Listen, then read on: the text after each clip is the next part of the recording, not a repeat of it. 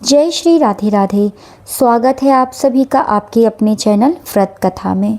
तो आज पूर्णिमा तिथि है और आज सत्यनारायण भगवान की कथा सुनना बहुत ही लाभकारी भी होता है और हमें हर पूर्णिमा पे श्री सत्यनारायण भगवान की कथा का श्रवण अवश्य ही करना चाहिए। तो प्रारंभ करते हैं। एक समय की बात है, नैमिषारण्य तीर्थ में सौनकादिक 88,000 ऋषि ने भी सूत जी से पूछा, हे प्रभु, इस कलयुग में वेद विद्या रहित मनुष्यों को प्रभु की भक्ति किस प्रकार मिल सकती है तथा उनका उद्धार कैसे होगा? हे मुनि श्रेष्ठ, कोई ऐसा तप बताइए जिससे थोड़े समय में ही पुण्य मिले और मनवांछित फल की प्राप्ति हो जाए। इस प्रकार की कथा सुनने की हम इच्छा रखते हैं। सर्वशास्त्रों के ज्ञाता सूत जी बोले, वैष्णवों में पूज्य, आप सभी प्राणियों के हित की बात पूछी है, इसलिए मैं एक ऐसा श्रेष्ठ व्रत को आपको बतलाऊंगा जिसे नारद जी ने लक्ष्मी नारायण जी से पूछा था और लक्ष्मीपति जी ने मुनि श्रेष्ठ नारद जी से कहा था। आप सब इसे ध्यान से सुनिए। एक समय की बात है, योगी राज नारद जी दूसरों के हित की इच्छा के लिए अनेकों लोकों में घूमते हुए मृत्यु लोक में आ पहुँचे। यहाँ उन्होंने अनेक योनियों में जन्म प्राय सभी मनुष्यों को अपने कर्मों द्वारा अनेकों दुखों से पीड़ित देखा।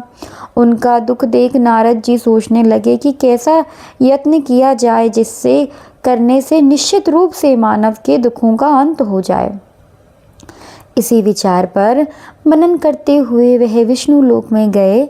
वहाँ देवों के ईश भगवान नारायण की स्तुति करने लगे, जिनके हाथों में शंख चक्र गदा और पद्म थे, गले में वरमाला पहने हुए थे। स्तुति करते हुए नारद जी बोले, हे भगवान, आप अत्यंत शक्ति से संपन्न हैं। मन में तथा वाणी में आपको नहीं पा सकते। आपका आदि मध्य तथा अनंत नहीं है। निर्गुण स्वरूप सृष्टि के कारण भक्तों के दुख दूर करने वाले आपको मेरा नमस्कार है। नारद जी की स्तुति सुन भगवान विष्णु बोले, हे मुनि श्रेष्ठ, आपके मन में क्या बात है? आप किस काम के लिए पधारे हैं, उसे निसंकोच कहो। इस पर नारद जी बोले कि मृत्यु लोक में अनेक योनियों में जन्म मनुष्य अनेक अपने कर्मों के द्वारा अनेकों दुख से दुखी हो रहे हैं। हे नाथ, आप मुझ पर दया करते तो बताइए कि वो मनुष्य थोड़े प्रयास से ही अपने दुखों से कैसे छुटकारा पा सकते हैं। श्री हरि बोले, हे नारद, मनुष्यों की भलाई के लिए तुमने मनुष्य बहुत अच्छी बात पूछी है। जिसके कारण से मनुष्य मोह से छूट जाता है, वह बात मैं कहता हूँ, उसे सुनो। स्वर्गलोक व मृत्युलोक दोनों में एक दुर्लभ उत्तम व्रत है जो पुण्य देने वाला है। आज प्रेमवश होकर मैं तुमसे उसे कहता हूँ। श्री सत्यनारायण भगवान का यह व्रत अच्छी तरह विधान पूर्वक करके मनुष्य तुरंत ही यहाँ सुख भोग कर मरने पर मोक्ष को पाता है। श्री हरि के वचन सुन नारद जी बोले कि उस व्रत का फल क्या है और उस विधान का क्या है? यह व्रत किसने किया? इस व्रत को करने से किस दिन करना चाहिए? सब कुछ आप मुझे विस्तार से बताएं। नारद जी की बात सुनकर श्री हरि बोले, दुख व शोक को दूर करने वाला यह व्रत सभी स्थानों पर विजय दिलाने वाला है। मानव को भक्ति व श्रद्धा के साथ शाम को श्री सत्यनारायण भगवान की पूजा धर्मपरायण होकर ब्राह्मणों व बंधुओं के साथ करनी चाहिए। भक्ति भाव से नैवेद्य केले का फल, घी, दूध और गेहूं के आटे सवाया लें। गेहूं के स्थान पर सटी का आटा, शक्कर तथा गुड़ लेकर सभी भक्षण योग्य पदार्थों को मिलाकर भगवान को भोग लगाएं। ब्राह्मणों सहित बंधु बांधवों को भी भोजन कराएं। उसके बाद स्वयं भोजन करें। भजन कीर्तन के साथ भगवान की भक्ति में लीन हो जाएं। इस तरह से सत्यनारायण भगवान की व्रत और कथा पूजा करें। मनुष्य की सारी इच्छाएं निश्चित रूप से ही पूरी हो जाती हैं। इस कली काल अर्थात कलयुग में मृत्यु लोक में मोक्ष का यही एक सरल उपाय बताया गया है। इति श्री सत्यनारायण व्रत कथा का प्रथम अध्याय संपूर्ण हुआ। श्रीमन्नारायण नारायण नारायण भजमन नारायण नारायण नारायण श्री सत्यनारायण नारायण नारायण। श्री सत्यनारायण भगवान की जय। श्री सत्यनारायण द्वितीय भाग। सूत जी बोले, हे ऋषियों, जिसने पहले समय में इस व्रत को किया था उनका इतिहास कहता हूँ, ध्यान से सुनो। सुंदर काशीपुरी नगरी में एक अत्यंत निर्धन ब्राह्मण रहता था।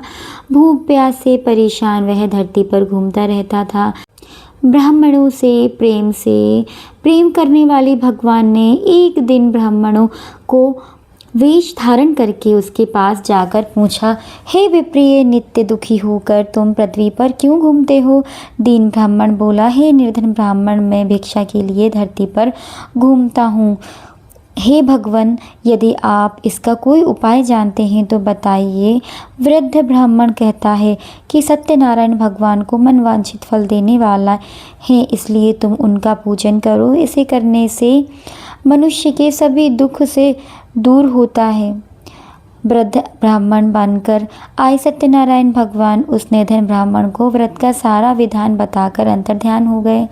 ब्राह्मण मन ही मन सोचने लगे कि जिस व्रत को वृद्धा ब्राह्मण करने को कह गया है मैं उसे जरूर करूँगा। यह निश्चित करने के बाद उसे रात में नींद नहीं आई। वह सवेरे उठकर सत्यनारायण भगवान के व्रत का निश्चय कर भिक्षा के लिए चल दिया। उस दिन निर्धन ब्राह्मण को भिक्षा में बहुत धन मिला, जिससे उसने बांधवों के साथ मिलकर श्री सत्यनारायण भगवान का व्रत संपन्न किया। भगवान सत्यनारायण का व्रत संपन्न करने के बाद वह निर्धन ब्राह्मण सभी दुखों से छूट गया और अनेक प्रकार की संपत्तियों से युक्त हो गया। उसी समय से यह ब्राह्मण हर माह इस व्रत को करने लगा। इस व्रत से सत्यनारायण भगवान के व्रत को जो मनुष्य करेगा वह सभी प्रकार के पापों से छूटकर अंत में मोक्ष को प्राप्त होगा। जो मनुष्य इस व्रत को करेगा वह भी सभी सुखों से प्राप्त होगा और दुखों से मुक्त हो जाएगा। सूत जी बोले कि इस तरह से नारद जी ने नारायण जी का कहा हुआ श्री सत्यनारायण व्रत को कैसे मैंने तुम्हें कहा। हे विप्रों, मैं अब और क्या कहूँ।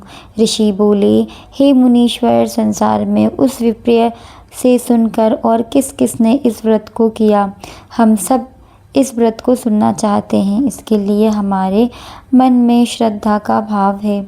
सूत जी बोले, हे मुनियों, जिसने इस व्रत को किया वह सब सुनो। एक समय वही विप्रिय धन ऐश्वर्य के अनुसार अपने बंधु बांधवों के साथ इस व्रत को करने को तैयार हुआ। उसी समय एक लकड़ी बेचने वाला बूढ़ा आदमी आया और लकड़ियाँ बाहर रखकर अंदर की तरफ ब्राह्मण के घर में घुसा। प्यार से दुखी वह लकड़हारा उनको व्रत करते हुए देख विप्रिय को नमस्कार कर पूछने लगा कि आप यह क्या कर रहे हैं तथा इसे करने से क्या फल मिलेगा, कृपया मुझे भी बताइए। ब्राह्मण ने कहा कि हे, यह सब मनोकामनाओं को पूरा करने वाला यह सत्यनारायण भगवान का व्रत है। इनकी कृपा से ही मेरे घर में धन धान्य की वृद्धि हुई है। विप्रिय से सत्यनारायण व्रत के बारे में जानकर लकड़हारा बहुत प्रसन्न हुआ। चरणामृत लेकर व प्रसाद खाने के बाद वह अपने घर गए। लकड़हारे ने अपने मन में संकल्प किया कि आज लकड़ी बेचने से धन मिलेगा, उसी से श्री सत्यनारायण भगवान का उत्तम व्रत करूँगा। मन में विचार करने लगा और बूढ़ा आदमी सिर पर लकड़ियों रख कर नगर में बेचने गया। जहाँ धनी लोग ज़्यादा रहते थे उस नगर में अपनी लकड़ियाँ का दाम पहले से 4 गुना अधिक मिला। बूढ़ा बहुत प्रसन्न हुआ। प्रसन्नता के साथ दम लेकर केले, शक्कर, घी, दूध, दही और गेहूं का आटा ले सत्यनारायण भगवान के व्रत की अन्य सामग्री लेकर अपने घर गया। उसने वह बंधु बांधव को बुलाया। विधि विधान से सत्यनारायण भगवान का पूजन और व्रत किया। इस व्रत के प्रभाव से वह बूढ़ा लकड़हारा धन पुत्र आदि से युक्त होकर संसार के समस्त सुख भोग कर अंतकाल में वैकुंठ धाम को चला गया। इति श्री सत्यनारायण व्रत का द्वितीय अध्याय संपूर्ण हुआ। श्रीमन्नारायण नारायण नारायण, श्रीमन्नारायण नारायण नारायण, भजमन नारायण नारायण नारायण। बोलिए श्री सत्यनारायण भगवान की जय। इसी के साथ श्री सत्यनारायण भगवान का तृतीय भाग प्रारंभ करते हैं। सूत जी बोले, हे श्रेष्ठ मुनियों, अब आगे की कथा कहता हूँ। पहले समय में उल्कामुख नाम का एक बुद्धिमान राजा था। वह सत्यवक्ता और जितेंद्रिय था। प्रतिदिन देव स्थानों पर जाता, निर्धनों को धन देकर उनके कष्ट दूर करता। उनकी पत्नी कमल के समान मुख वाली तथा सती साध्वी थी। भद्रशील नदी के तट पर उन दोनों ने श्री सत्यनारायण भगवान का व्रत किया। उसी समय साधु नाम का एक वेश्य आया। उसके पास व्यापार करने के लिए बहुत सा धन भी था। राजा को व्रत करते देख वह विनय से पूछने लगा, हे राजन, भक्ति भाव से पूर्ण होकर आप यहाँ क्या कर रहे हैं? मैं सुनने की इच्छा रखता हूँ, तो आप मुझे बताइए। राजा बोला, हे साधु, अपने बंधु बांधव के साथ पुत्र आदि की प्राप्ति के लिए महाशक्तिशाली श्री सत्यनारायण भगवान का व्रत व पूजन कर रहा हूँ। राजा के वचन सुन साधु आदर से बोला, हे राजन, मुझे इस व्रत का सार विधान कहिए। आपकी कथा अनुसार मैं भी इस व्रत को करूँगा। मेरी संतान नहीं है और मैं इस व्रत को करने से निश्चित रूप से मुझे संतान प्राप्त होगी। राजा से व्रत का सार विधान सुन व्यापार से निवृत्त हो वह अपने घर गया। साधु वेश्य को अपनी पत्नी को संतान देने वाले इस व्रत वर्णन सुनाया और कहा कि मेरी संतान होगी तब मैं इस व्रत को अवश्य करूँगा। साधु ने इस प्रकार वचन कह अपनी पत्नी लीलावती से कहा। एक दिन लीलावती पति के साथ आनंदित हो संसारिक धर्म में व्रत होकर सत्यनारायण भगवान की कृपा से गर्भवती हुई। 10वें महीने में उसके गर्भ में एक सुंदर कन्या का जन्म हुआ। दिनों दिन वह ऐसे बढ़ने लगी जैसे शुक्ल पक्ष चंद्रमा बढ़ता है। माता पिता ने अपनी कन्या का नाम कलावती रखा। इस दिन लीलावती ने मीठे शब्दों में अपने पति को याद दिलाया कि अपने सत्यनारायण भगवान ने जिस व्रत को करने का संकल्प किया था उसे करने का समय आ गया है। आप इस व्रत को करिए। साधु बोला कि हे प्रिय, इस व्रत को मैं उसके विवाह पर करूँगा। इस प्रकार अपनी पत्नी को आश्वासन देकर वह नगर को चला गया। कलावती पिता के घर बड़ी होने लगी। साधु के एक बार नगर में अपनी कन्या को सखियों के साथ खेल देखा तो तुरंत ही दूत को बुलाया और कहा कि मेरी कन्या के योग्य वर देखो आओ। साधु की बात सुनकर दूत कंचन नगर में पहुंचा और वह देखकर लड़की के सुयोग्य वाणिक पुत्र को ले आया। सुयोग्य लड़के को देखकर साधु ने बंधु बांधव को बुलाया, अपनी पुत्री का विवाह कर दिया। लेकिन दुर्भाग्य की बात है कि साधु ने अभी भी सत्यनारायण भगवान का व्रत नहीं किया। इस पर श्री भगवान क्रोधित हो गए और श्राप दिया कि साधु को अत्यंत दुख मिले। अपने कार्य में कुशल साधु वनिया जमाई को लेकर समुद्र के समय स्थित हो रत्नासारपुर नगर में गया। वह जाकर दामाद ससुर दोनों मिलकर चंद्रकेतु राजा के नगर व्यापार करने लगे। एक दिन भगवान सत्यनारायण की माया से एक चोर राजा का धन चुरा के भाग गया। उसने राजा के सिपाहियों को अपना पीछा करते देखा। चुराया हुआ धन वह रख दिया। वहाँ साधु अपनी जमाई के साथ ठहरा हुआ था। राजा के सिपाहियों ने साधु वेशी के सामने राजा का धन पड़ा देखा तो वह सास ससुर और जमाई दोनों को बंधक बनाकर प्रसन्नता से राजा के पास ले गए और कहा कि उन दोनों चोरों को हम पकड़ लाए हैं, आप आगे की कार्यवाही के लिए आज्ञा दें। राजा की आज्ञा से उन दोनों को कठिन कारावास में डाल दिया गया और उनका सारा धन भी उनसे छीन लिया गया। श्री सत्यनारायण भगवान के शाप से साधु की पत्नी भी बहुत दुखी हुई। घर में जो धन रखा था उसे चोर चुरा ले गए। शारीरिक तथा मानसिक पीड़ा, भूख प्यास में अति दुखी होकर अन्य चिंता में कलावती एक ब्राह्मण के घर गई। वहाँ उसने श्री सत्यनारायण भगवान का व्रत होते हुए देखा। फिर कथा भी सुनी। वह प्रसाद ग्रहण कर रात को घर वापस आई। माता ने कलावती से पूछा कि हे पुत्री, अब तक तुम कहाँ थी? तेरे मन में क्या है? कलावती ने अपनी माता से कहा। हे माता, मैंने एक ब्राह्मण के घर श्री सत्यनारायण भगवान का व्रत देखा। कन्या के वचन सुन लीलावती भगवान की पूजनी के लिए तैयार करने लगी। लीलावती ने अपने बंधु सहित सत्यनारायण भगवान का पूजन किया और उनसे वर मांगने कि मेरे पति तथा जमाई शीघ्र ही घर आ जाए। साथ ही यह भी प्रार्थना की कि हम सब अपराध क्षमा करें। श्री सत्यनारायण भगवान इस व्रत से संतुष्ट हो गए और राजा चंद्रकेतु को स्वप्न में दर्शन देकर कहा, हे राजन, तुम उन दोनों वेश्यों को छोड़ दो और तुमने उनका जो धन लिया है उसे वापस कर दो। अगर तुमने ऐसा नहीं किया तो मैं तुम्हारा समस्त धन्य राज्य संतान सभी नष्ट कर दूंगा। राजा को यह सब कहकर भगवान अंतर्ध्यान हो गए। प्रातः काल सभा में राजा ने अपने सपना सुनाया। फिर बोले कि वाणिक पुत्र को कैद से मुक्त कर सभा में लाओ। दोनों ने आते राजा को प्रणाम किया। राजा मीठी वाणी में बोला, हे महाभावनो, भगवान वश्य ऐसा कठिन दुख तुम्हें प्राप्त हुआ है, लेकिन अब तुम्हें कोई भय नहीं। ऐसा कहकर राजा ने उन दोनों को नए वस्त्र आभूषण भी पहनाए और जितना धन उनका लिया था उसे दुगना वापस कर दिया। दोनों वेश्य अपने घर को चल दिए। इति सत्यनारायण व्रत का 3रा अध्याय संपूर्ण हुआ। श्रीमन्नारायण नारायण नारायण भजमन नारायण नारायण नारायण। श्री सत्यनारायण भगवान की जय। श्री सत्यनारायण भगवान का 4था अध्याय। सूत जी बोले, हे वेश्य ने मंगलाचार कर अपनी यात्रा आरंभ की। अपने नगर की ओर चल दिया। उनके थोड़ी दूर जाने पर एक दंडिक वेशधारी श्री सत्यनारायण ने उनसे पूछा, हे साधु, तेरी नाव में क्या है? अभिवाणी वर्णित हंसता हुआ बोला, हे दंडित, आप क्यों पूछ रहे हैं? क्या धन लेने की इच्छा है? मेरी नाव में तो बेल पत्र भरे हुए हैं। वेश्य के कठोर वचन सुनकर भगवान बोले, तुम्हारा वचन सत्य हो।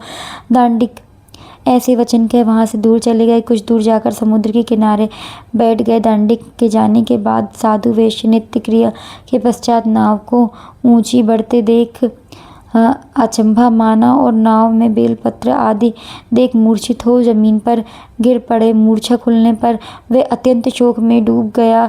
तब उसका दामाद बोला कि आप शोक न मनाएं, यह दांडिक का श्राप है, इसलिए हमें उनकी शरण में जाना चाहिए, तभी हमारी मनोकामनाएं पूर्ण होंगी। दामाद की बात सुनकर वह दांडिक के पास पहुंचा और अत्यंत भक्तिभाव से नमस्कार कर बोला, मैंने आपसे जो जो असत्य वचन कहे थे उनके लिए मुझे क्षमा कर दें। ऐसा कहकर महान शोकातुर होने लगा। तब दांडिक भगवान बोले, हे वार्णिक पुत्र, मेरी आज्ञा से बार बार तुम्हें दुख प्राप्त हुआ है। तू मेरी पूजा से विमुख हुआ। साधु बोला, हे भगवान, आपकी माया से ब्रह्मा आदि देवता भी आपके रूप को नहीं जानते, तब तो मैं अज्ञानी कैसे जान सकता हूँ। आप प्रसन्न होइए। अब मैं समर्थ के अनुसार आपकी पूजा करूँगा। मेरी रक्षा करें। पहले इसके सामान नौका में धन भरा दें। साधु वेश्य में भक्तिपूर्ण वचन सुन भगवान प्रसन्न हो गए और उनकी इच्छा अनुसार वरदान देकर अंतर्ध्यान हो गए। ससुर जमाई जब नाव में आए तो नाव धन से भरी हुई थी। फिर वही अपने साथियों के साथ सत्यनारायण भगवान का पूजन कर अपने नगर को चल दिए। जब नगर में नज़दीक पहुँचे तो दूत को अपने घर खबर करने के लिए भेजा। दूत साधु की पत्नी को प्रणाम कर कि मालिक अपने दामाद सहित नगर में निकट आ गए हैं। दूत की बात सुन साधु की पत्नी लीलावती ने बड़े हर्ष के साथ सत्यनारायण भगवान का पूजन कर अपनी पुत्री कलावती से कहा कि मैं अपने पति के दर्शन को जा रही हूँ, तू कार्य पूर्ण शीघ्र कर आजा। माता के ऐसे वचन सुनकर कलावती जल्दी से प्रसाद छोड़कर अपने पति से मिलने चली आई। प्रसाद की अवज्ञा करने के कारण श्री सत्यनारायण भगवान रुष्ट हो गए और नाव सहित उनके पति को पानी में डुबा दिया। कलावती अपने पति को वहां न पाकर रोती हुई जमीन पर गिर पड़ी। नौका को डूबा हुआ देख वह कन्या को रोता देख साधु होकर दुखी होकर बोला कि हे प्रभु, मुझे मेरे परिवार से जो भूल हुई है उसे क्षमा करें। साधु के दीन वचन सुनकर श्री सत्यनारायण भगवान प्रसन्न हो गए और आकाशवाणी हुई, हे साधु, तेरी कन्या मेरे प्रसाद को छोड़कर आई, इसलिए उसका पति अदृश्य हो गया है। यदि वह घर जाकर प्रसाद खा लौटती है तो उसके पति अवश्य मिल जाएगा। ऐसी आकाशवाणी सुन कलावती घर पहुंचकर प्रसाद ग्रहण करती है और फिर आकर अपने पति के दर्शन करती है। उसके बाद साधु अपने बंधु बंधुत्व सहित श्री सत्यनारायण भगवान के विधि विधान से पूजन करता है तथा इस लोक में सुख भोग वह अंत में स्वर्ग को प्राप्त होता है। इति श्री सत्यनारायण व्रत का चतुर्थ अध्याय संपूर्ण हुआ। श्रीमन नारायण नारायण नारायण भज श्री नारायण नारायण नारायण। श्री सत्यनारायण भगवान की जय। श्री सत्यनारायण भगवान की पंचम अध्याय प्रारंभ।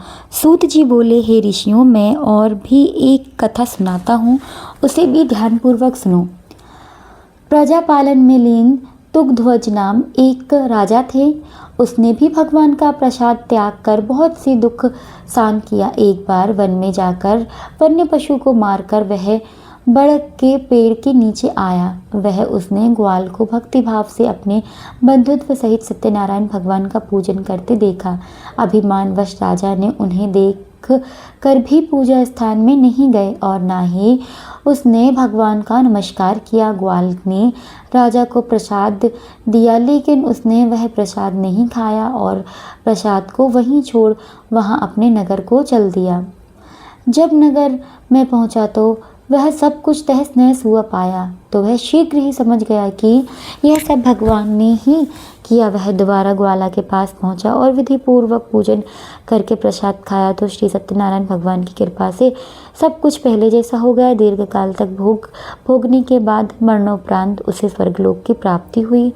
जो मनुष्य परम दुर्लभ इस व्रत को करेगा तो भगवान सत्यनारायण के अनुपम उसे धन धान्य की प्राप्ति होगी। निर्धन धनी को धन का प्राप्त होगा और भययुक्त जीवन हो जाता है। संतानहीन मनुष्यों को संतान सुख मिलता है और सारे मनोरथ पूर्ण मानव अंत काल में वैकुंठ धाम को प्राप्त होता है।